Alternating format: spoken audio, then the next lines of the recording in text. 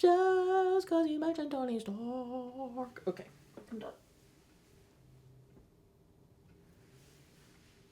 Did I change that to red? Yes, I did. Because it was orange for Tomorrowland. Okay.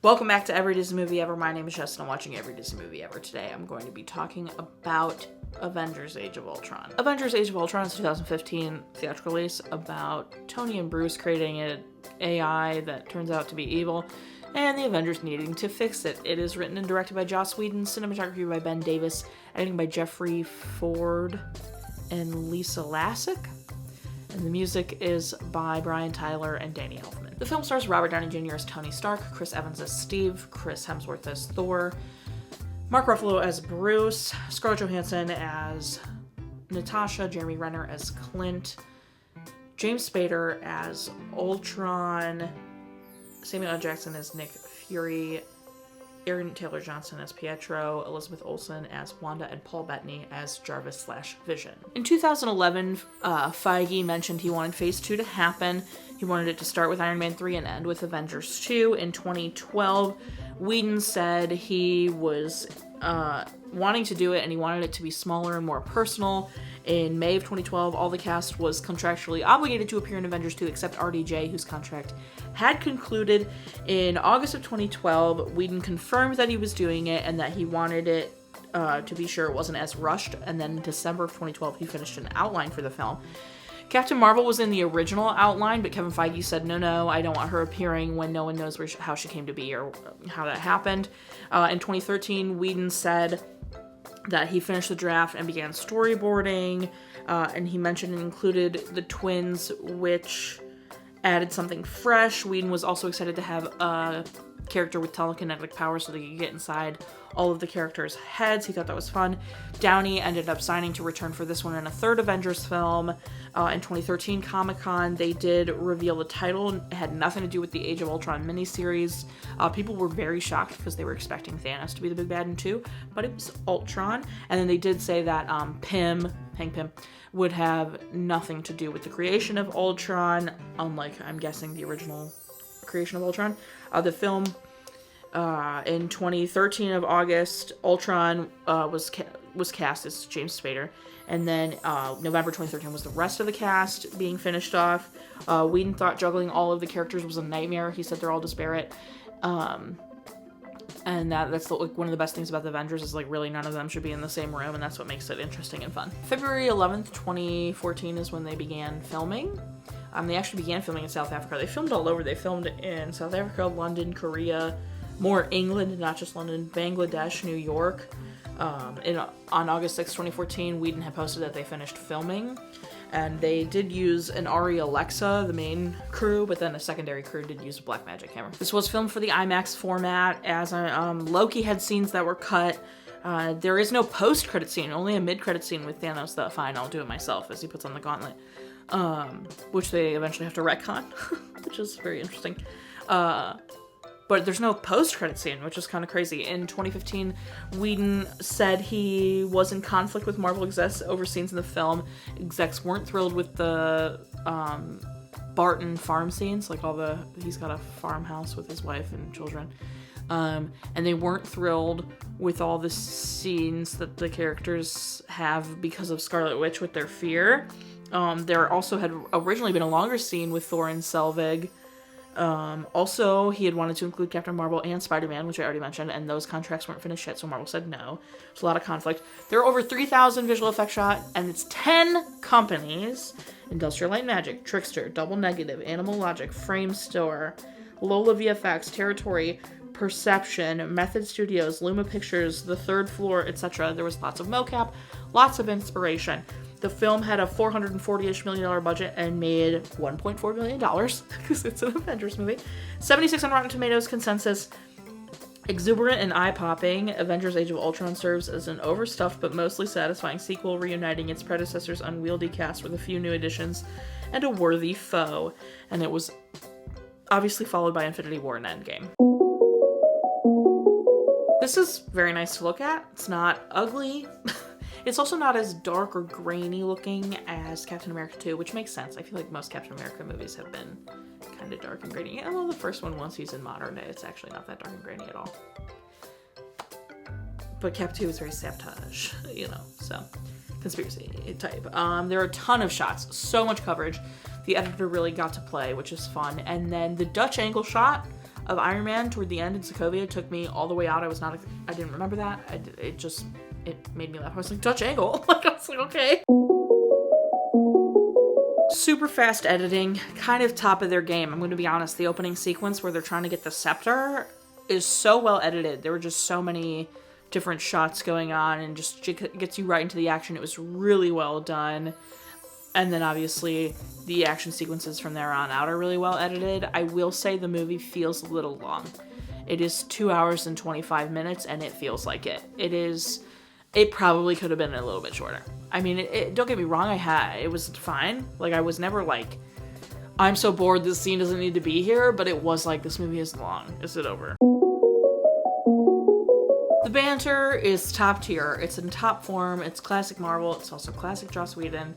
But the banter is there. It's really great. It really, like, kind of sells it. It brings it home for me. I think that's what makes Marvel movies stand out compared to other movies, is the banter between all of them is fun and keeps you engaged. I mean, from them trying to help Barton and, you know, Natasha is like pretending to need this guy is what brings the team together. Or brings the team together or whatever. And then later when Bruce asks how Barton is, you know, Tony responds and says he's still Barton, and then Bruce says, oh, that's terrible. Like, you know, that's just funny. So I love the banter. I love that it's there and strong and palpable, and the whole language thing carrying, and like, he's like, it's not gonna be like, oh, this is gonna be a thing. Like, so funny. Love it. And when Tony and Steve are getting along, their banter is so good. I love them so much. I love them. I hate that they fight. It makes me uncomfortable. This movie always stresses me out. I can't watch it because I love Tony so much, and he's like my little baby. Like, I love everybody, but Tony, I'm like, he's got PTSD and no one talks about it, and no one is like, Tony, it's okay. We can get to, like, it's fine. You know, like, no one does that. They're just, like, mean to him while saying, like, we're gonna do it together. Stop being an asshole. Or, you know, sorry. So this movie stresses me out because it's the beginning of Tony making decisions he really shouldn't be making, and it puts the, you know, him and the team at different sides, you know what I mean? Like, I don't know, it's difficult. And so this movie stresses me out. And Civil War, I'm not looking forward to watching Civil War. I know it's a good movie, I know it's really good, but it stresses me out so bad. I like need to rip my hair out. But anyway, in hindsight, when I finished, it was not as stressful as I thought it was going to be. I just worked myself up. I mean, it's a movie, after all. Like, it's just a movie. But it was fun. I mean, it's not, like, the best.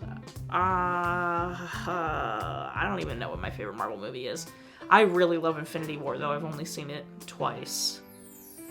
So I'm excited to get to that eventually. But because that movie is, like, perfect. They found the perfect balance. It's a very interesting story. Like, Infinity War is good.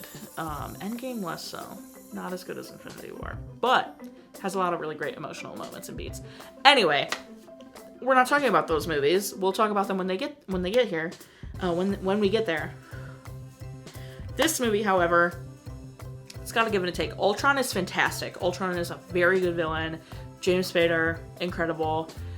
I think the story is interesting. The reveal of Clint having the family and that coming into play much later, and, you know, the way Thor comes back after having the vision and is like, you know, then creating Vision.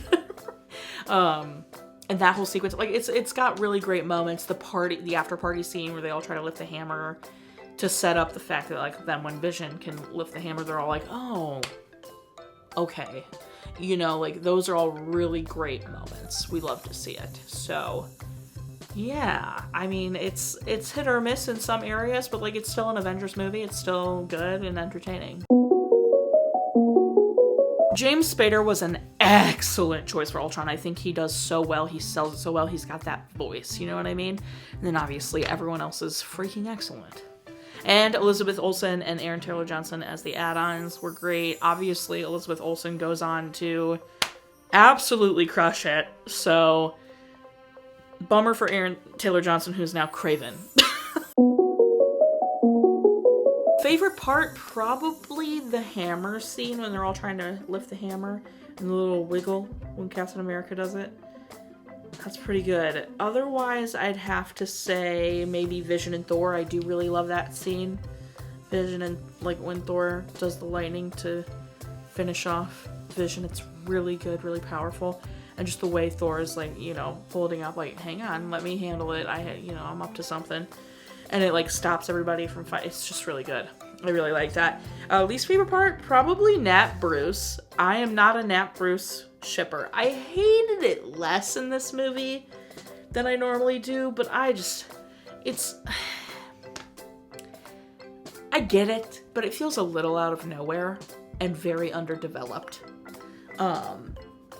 Like, I get that she was the one that went and got him and recruited him, and then she was, like, really terrified of him going green, and now she's had this, like, you know, wait, Bruce is actually really sweet, and, like, I know he can do this, and then she's the one that can, like, bring him down or whatever from being the Hulk, which is very sweet, but I don't know, like, I don't love it. And then probably Pietro dying, because I feel like that could have been really interesting if we kept him. I get it, because you needed, like, Wanda to go to kill Ultron and leave the key unattended and, like, all this kind of stuff, but I don't know. I just feel like killing Pietro right away. It could have been really interesting to have Pietro in future movies, but whatever, what do I know? Yeah, recommend, sure, of course. Watch again. I mean, I probably will be watching this again at some point. I'll probably do a Marvel marathon with friends or future children or whoever. Specific moments, this and Civil War stressed me out, like I've already said. It wasn't as stressful as I remembered, which means Civil War probably won't be as stressful as I remember, but still, it's hard for me to watch. I think I've only seen Civil War twice as well. Yeah, it's good. Well-made film. Love the banter. Love the funny parts. Love that they save, you know, as many people as they possibly can from Sokovia, and they, you know, win or whatever.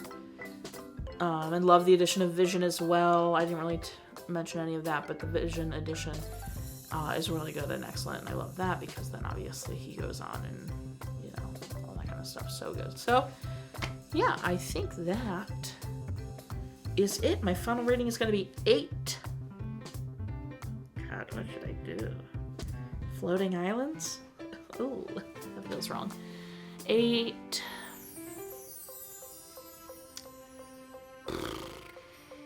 I don't know.